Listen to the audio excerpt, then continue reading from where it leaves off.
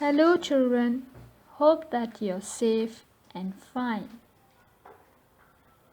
Today also we will continue with the second term syllabus, which means that we will be working in the part 2 of the books.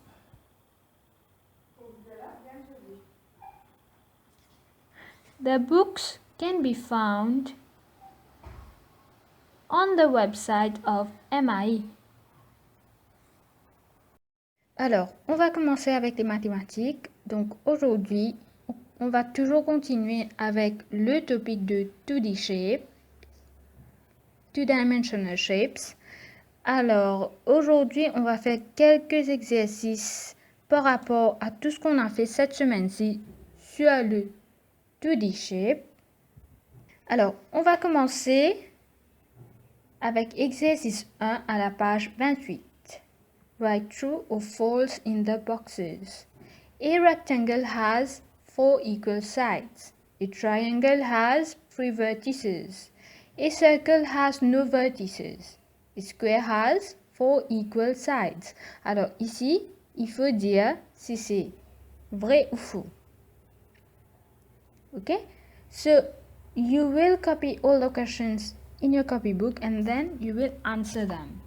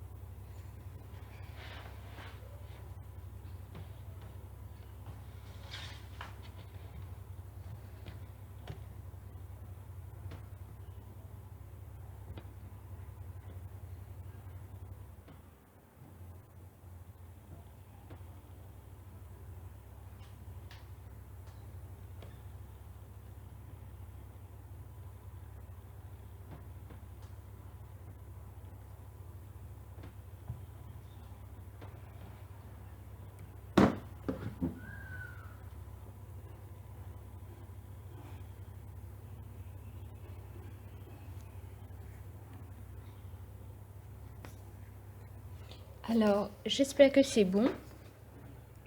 Allons maintenant voir les réponses ensemble. Donc, a rectangle has 4 equal sides. Is it true or false? This is false.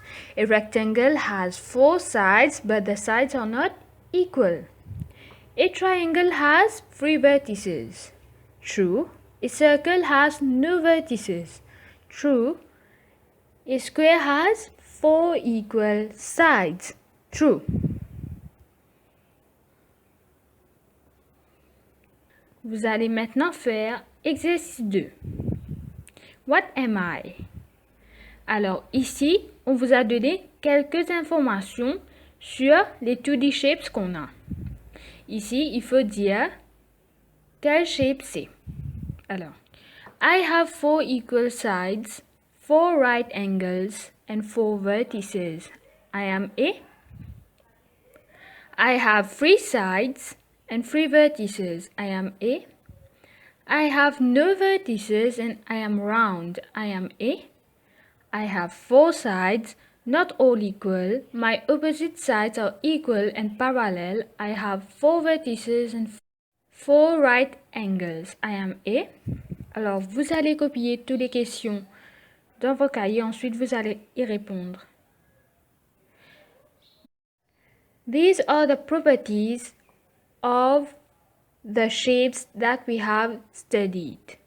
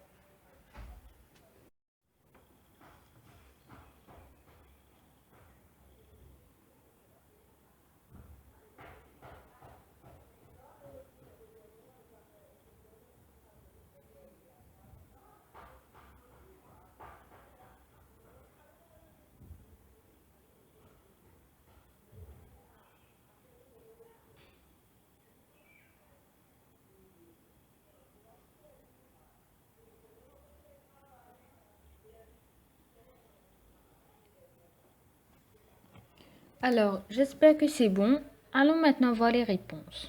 Donc, I have 4 equal sides, 4 right angles, and 4 vertices. I am A. Which 2D shape has 4 equal sides, 4 right angles, and 4 vertices? A. Square. So the answer will be square. I have 3 sides and 3 vertices. Which 2D shape has 3 sides and 3 vertices? A triangle. So the answer here is triangle. I have no vertices and I am round. I am a circle. I have 4 sides, not all equal. My opposite sides are equal and parallel. I have 4 vertices and 4 right angles. Now, which 2D shapes has 4 sides, but all the sides are not equal? The opposite sides are equal and they are parallel. The shape has 4 vertices and 4 right angles. Which shape is it? It is a rectangle. So the answer here will be rectangle. Vous allez maintenant faire exercice 3 à la page 28. Draw the following: circle, rectangle, triangle and square. Alors vous allez dessiner a circle, a rectangle, a triangle and a square in your copybook.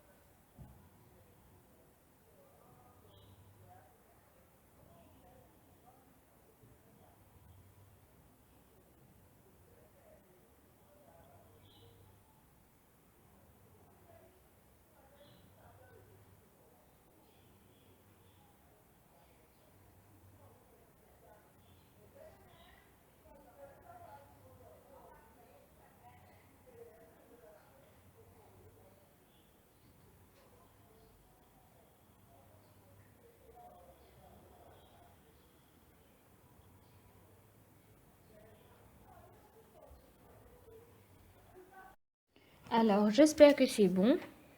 Quand vous aurez terminé de dessiner les shapes, ça va ressembler à quelque chose comme ça. Ok?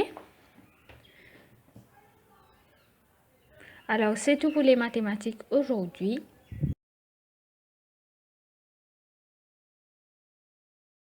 English now. So, we are going to start by reading the text that you can see on your screen. Read a meditation poem and draw pictures for each part. Lulu's mother likes to do meditation. She sits silently and closes her eyes. She thinks of things that make her happy. Meditation helps her to feel calm and peaceful. It is her favorite way to relax after a long day at work. Alors, la maman de Loulou aime faire la méditation. Pourquoi? Parce que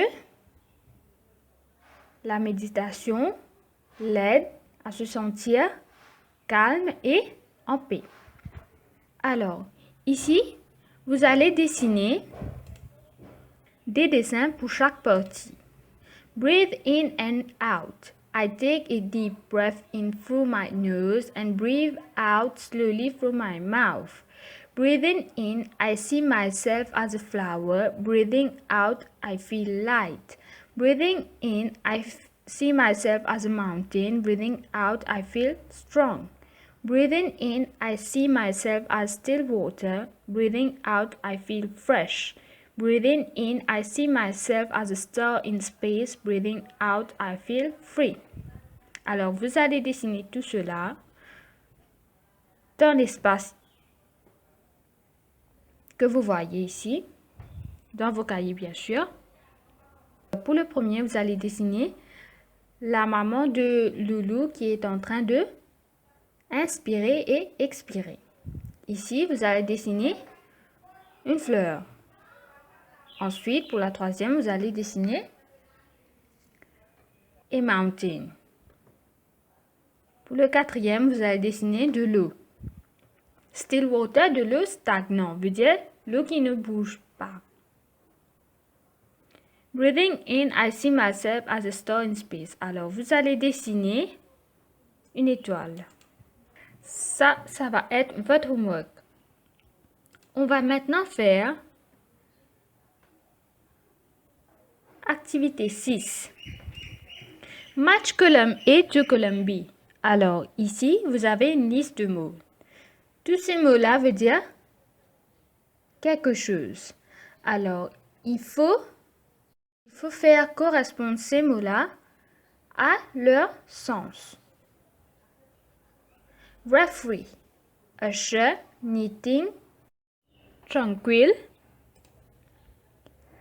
snorkel, a person who helps people at a sports event in a stadium to make textiles or clothing using special long needles and a thread called yarn, a tube that a swimmer uses to breathe through while underwater, a person who watches a game or sport carefully to make sure everyone follows the rules, free from disturbances, noise, and unpleasant emotions. It is similar to peaceful.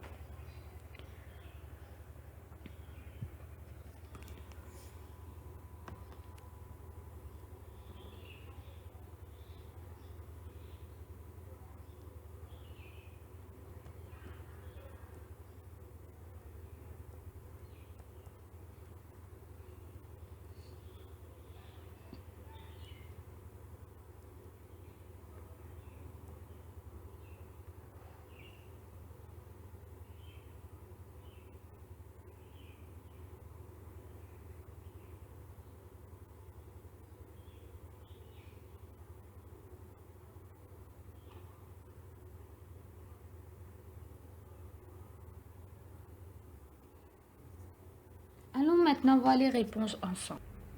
A referee is a person who watches a game or sport carefully to make sure everyone follows the rule. A referee, c'est l'arbitre, ok? Alors, l'arbitre veille à ce que les lois soient respectées, ok? Usher, a person who helps people at a sports event in a stadium. Knitting, tricoter, ok? To make textiles or clothing using special long needles and a thread called yarn. Alors, on utilise la laine pour tricoter. Tranquil, ça veut dire free from disturbances, noise and unpleasant emotions. It is similar to peaceful. Alors, tranquil veut dire tranquille, où il n'y a pas de bruit.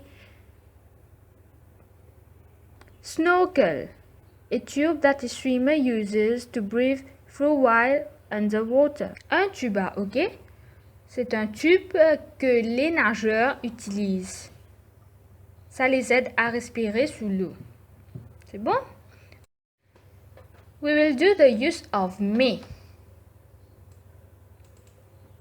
Now, why do we use me?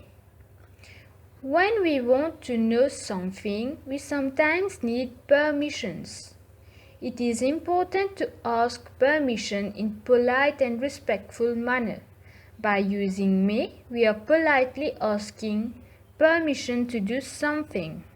Alors, Lorsque nous voulons savoir quelque chose, nous avons besoin d'autorisation, de permission, n'est-ce pas?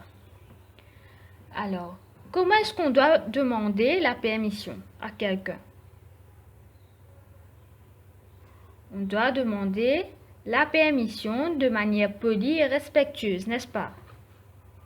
Ensuite, en utilisant mais, nous demandons poliment la permission de faire quelque chose. Alors, pourquoi est-ce qu'on utilise mais? Pour demander la permission pour faire quelque chose. Ok? Alors, comment est-ce qu'on doit demander la permission? De manière polie et respectueuse, n'est-ce pas? Donc, c'est pour cela qu'on utilise le mot mais. Allons maintenant lire le texte que vous voyez sur votre écran. I really want to join the village football team. Mom has agreed, but she says I need to ask permission from the football coach. Will you come with me, Pixie? Alors, ici, Dixie veut rejoindre l'équipe de foot. Sa maman a dit oui, mais sa maman lui dit qu'il faut demander la permission avec le coach. Donc, Pixie and Dixie go to meet the football coach. Hello, sir. My name is Dixie. May I join your football team? Vous voyez, ici, Dixie est parti pour rencontrer le coach de foot. Alors, comment est-ce qu'il demande la permission? May I join your football team? Il demande poliment, gentiment et respectueusement la permission pour joindre l'équipe de foot. Alors ici, Dixie a utilisé le mot « mais » pour demander la permission.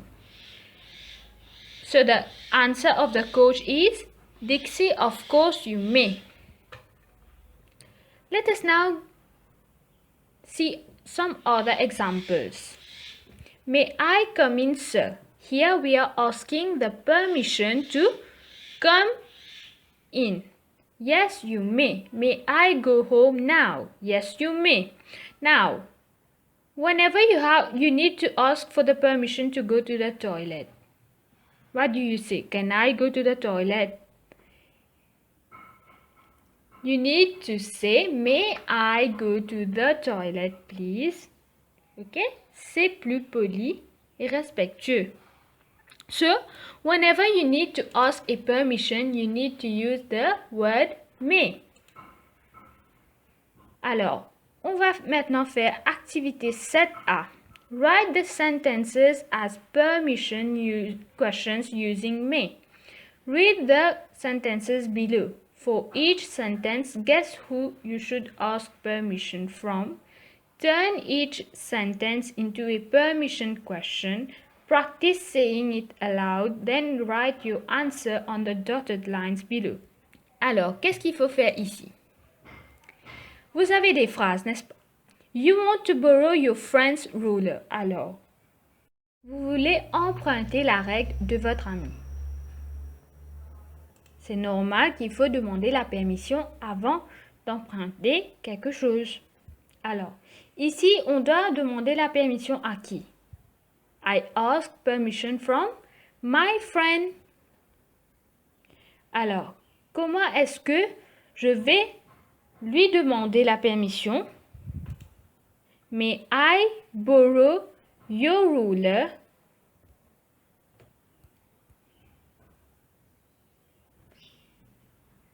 C'est bon? Alors, vous allez faire la même chose pour les autres questions.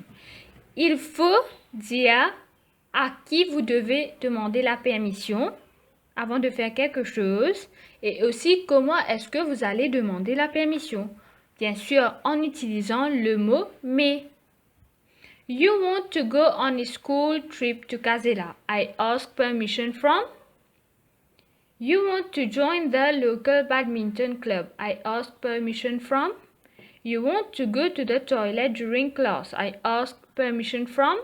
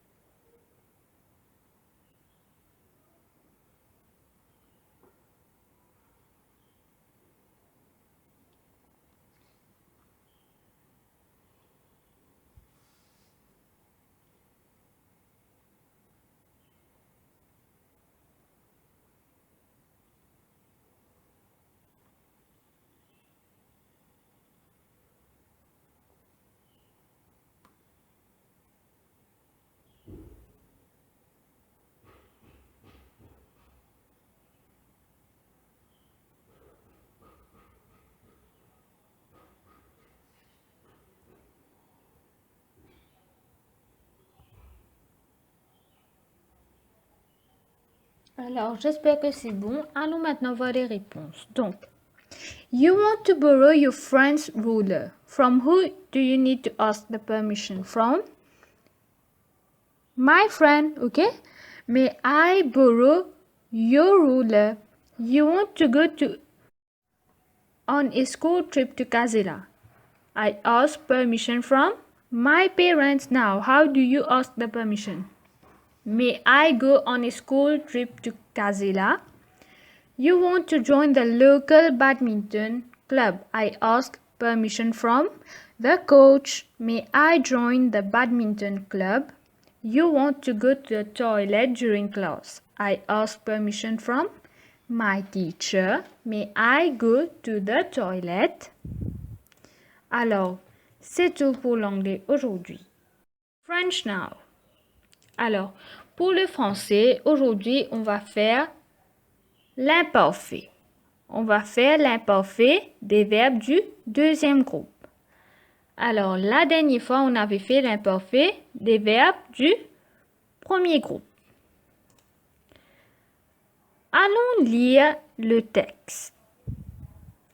Ces années-là, nous choisissions de danser sur des airs de rock and roll. La télévision finissait sa révolution et nous dansions au rythme des chansons qui nous remplissaient de joie. Le divertissement d'autrefois adoucissait notre vie. Observez les mots en gras. À quel temps sont-ils conjugués? Les verbes sont conjugués à l'imparfait. Alors, rappel. Choisissions, finissez, remplissez et adoucissez sont des verbes du deuxième groupe conjugué à l'imparfait. Alors, L'imparfait décrit une action continuelle qui a eu lieu et qui s'est achevée dans le passé. Alors, on utilise l'imparfait pour parler d'une action continuelle qui a eu lieu et qui est terminée dans le passé. C'est bon? Alors, rappel, les verbes du deuxième groupe terminent en IR. Par exemple, le verbe choisir, finir, remplir et applaudir terminent tous par IR. Donc, ce sont des verbes du deuxième groupe. Alors, comment est-ce qu'on va conjuguer un verbe du deuxième groupe à l'imparfait? Pour conjuguer les verbes du deuxième groupe à l'imparfait, il faut enlever la terminaison de l'infinitif. Il faut ajouter les terminaisons de l'imparfait. Alors, pour conjuguer un verbe qui appartient à la deuxième groupe, on doit d'abord enlever la terminaison de l'infinitif. C'est-à-dire, on doit enlever la terminaison du verbe. Ensuite, on va ajouter les terminaisons de l'imparfait. Alors, quelles sont les terminaisons de l'imparfait? Par exemple, si on a le verbe finir, le verbe finir termine par IR. Donc, ça appartient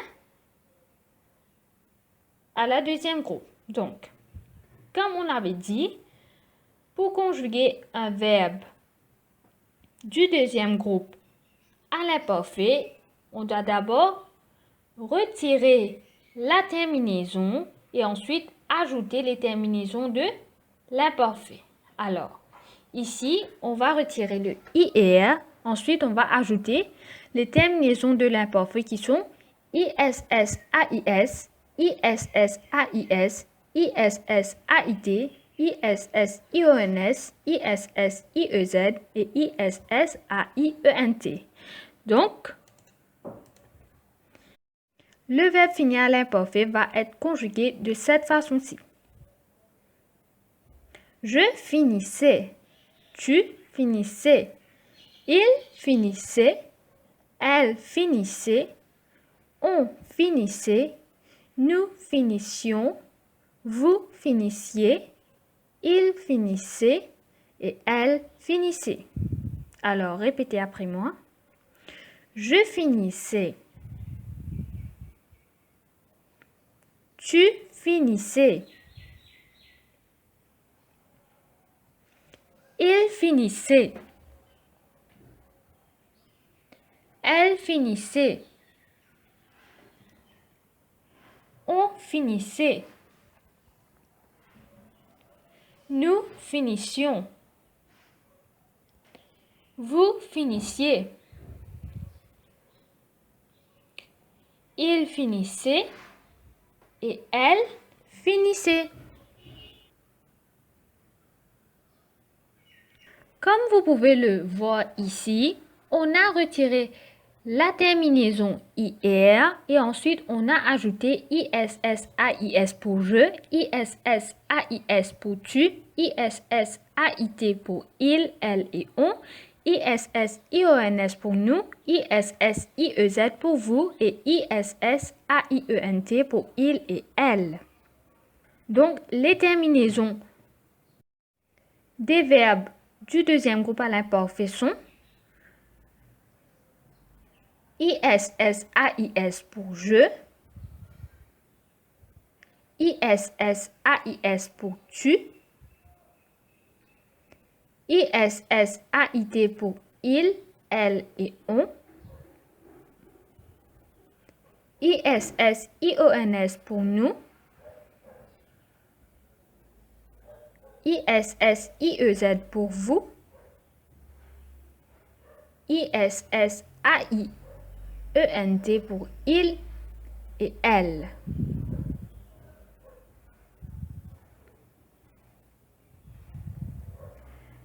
Donc, quelles sont les terminaisons des verbes du deuxième groupe à l'imparfait? Alors, vous allez répéter après moi. ISS, AIS, ISS, AIS, ISSAIT, ISSIONS, ISSIEZ et finalement ISSAIENT.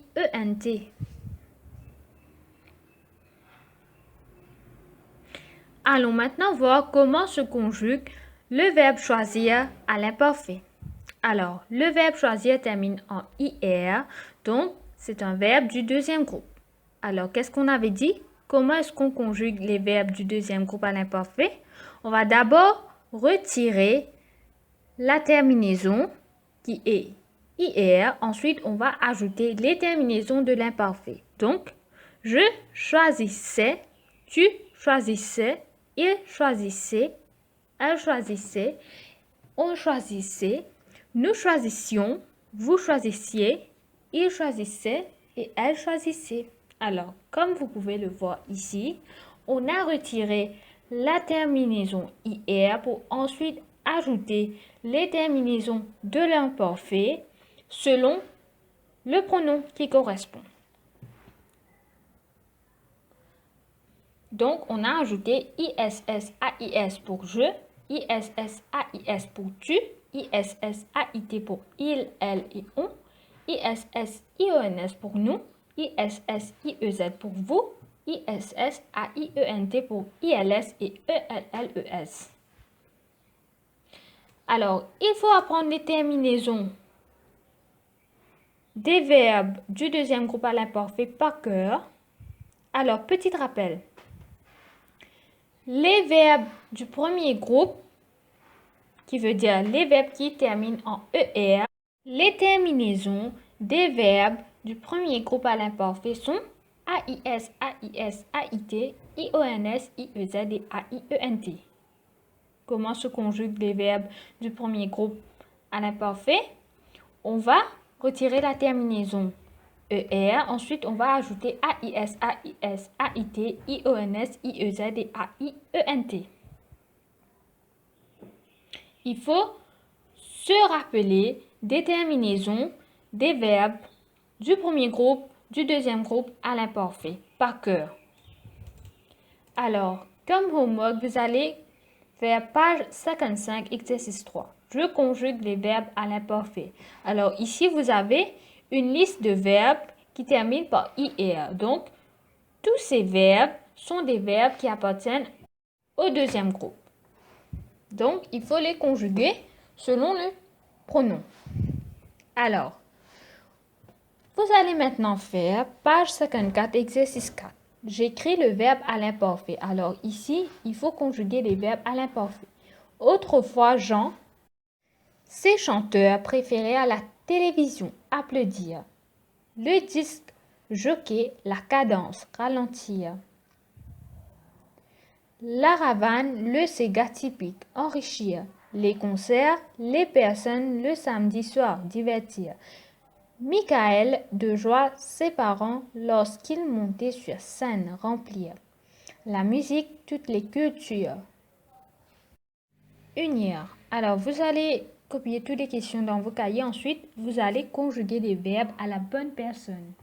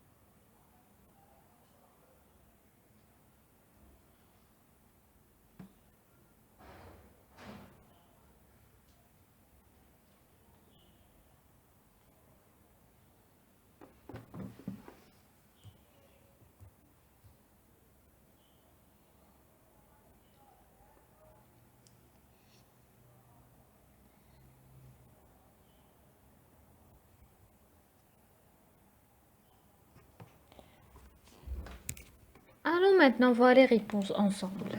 Autrefois, Jean applaudissait ses chanteurs préférés à la télévision. Alors, Jean, on peut remplacer Jean par quel pronom? Par il. Donc, on doit conjuguer le verbe applaudir à la troisième personne du singulier qui est il. Donc, on va ajouter ISS-AIT. Le disque jockey ralentissait la cadence. Ralentir.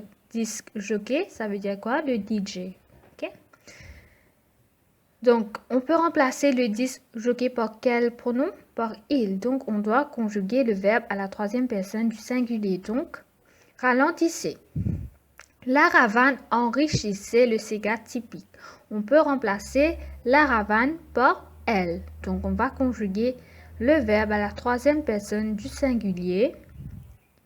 Enrichissez. Les concerts divertissaient les personnes le samedi soir. Alors, les concerts, on peut remplacer par il. ILS, bien sûr. Donc, on va conjuguer le verbe à la troisième personne du pluriel. Michael remplissait de joie ses parents lorsqu'il montait sur scène. On peut remplacer Michael par il. Donc, remplissez. La musique unissait toutes les cultures. On peut remplacer la musique par elle. Donc, on va conjuguer le verbe à la troisième personne du singulier. Unissez.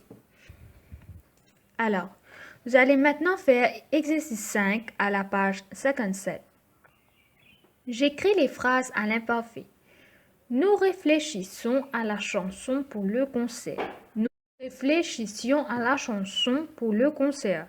Alors ici, il faut conjuguer les verbes à l'imparfait. Ok, il faut réécrire les phrases à l'imparfait. La musique adoucit les émotions des gens. Fracas chez toi, saisissez vos guitares pour jouer un morceau. Je choisis une musique entraînante pour danser. Mes grands-parents vieillissent au rythme des valses d'antan. Alors ici, il faut réécrire les phrases, mais en conjuguant les verbes à l'imparfait.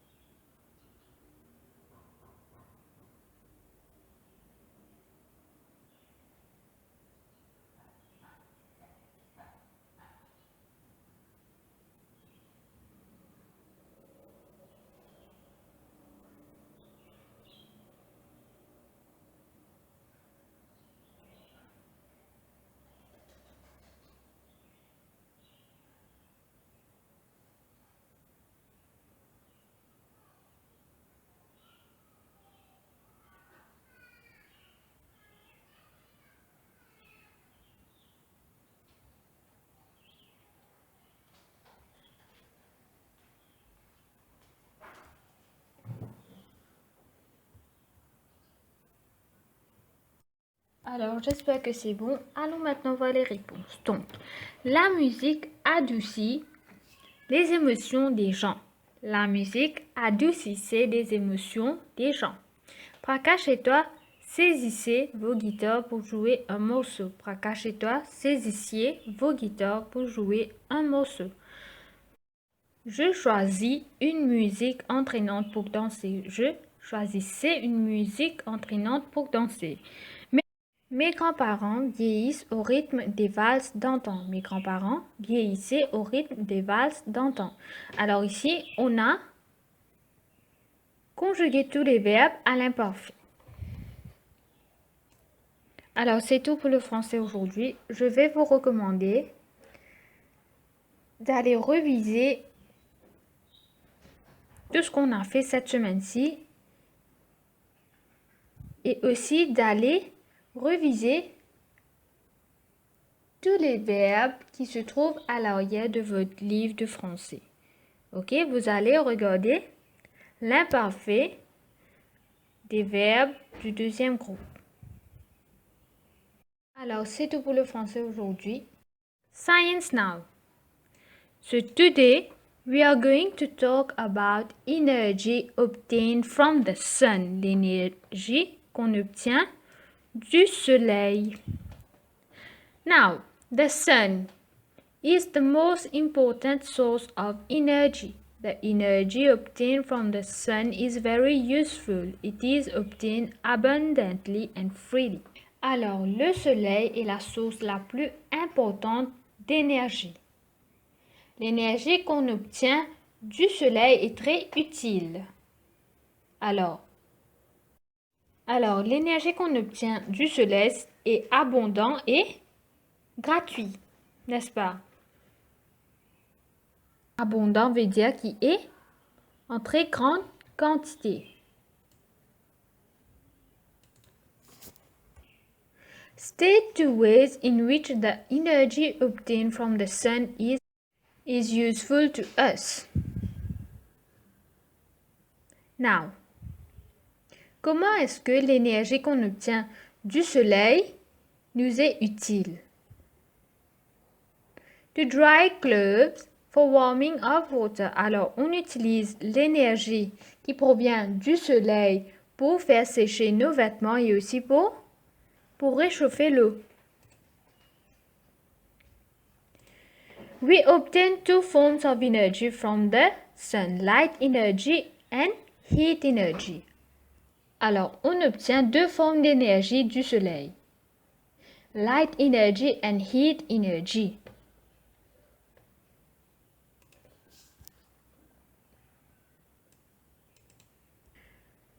Observe figure 7.